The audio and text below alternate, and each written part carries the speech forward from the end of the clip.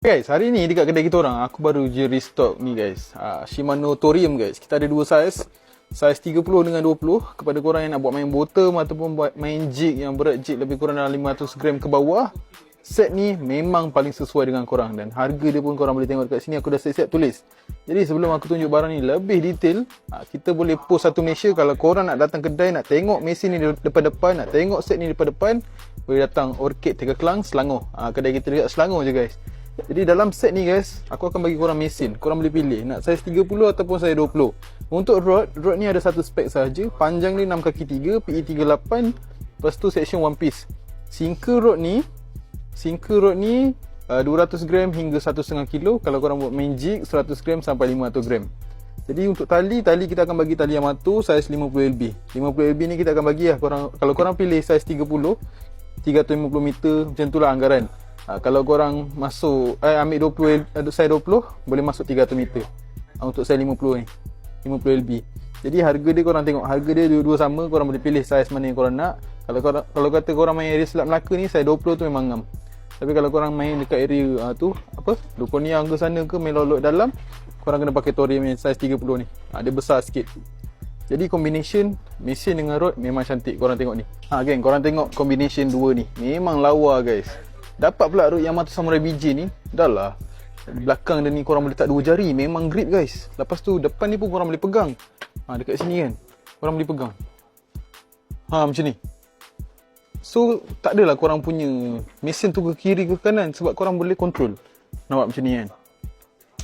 So rod ni dengan mesin memang combination baik guys. Lepas tu belakang dia ni pun ada gimbal. Kalau kata korang nak masuk dalam pipe, nak parking je pun boleh juga.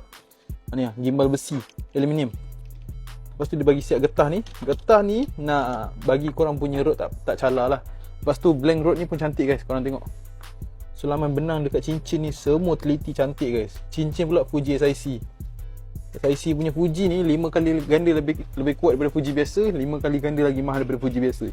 Dan kalau korang beli rod Yamato Samurai BJ ni, korang boleh join kontes kita dan berpeluang menang Daiwa Seaboard 600 mg bernilai RM4,000.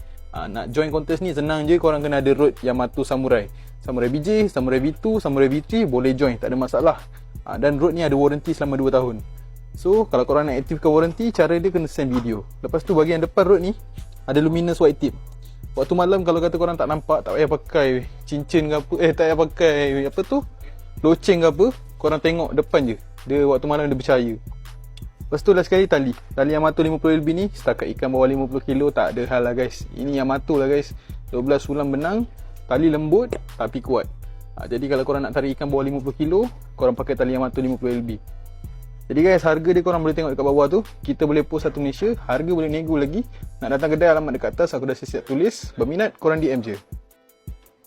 中恐龙，中恐龙。不进啊，我摇开车还是进啊。来这，保卫车。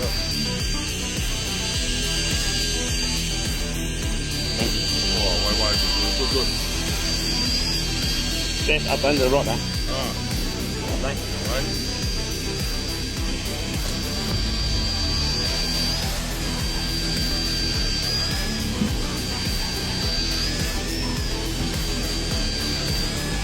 弟弟啊！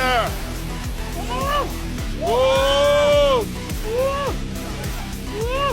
哦！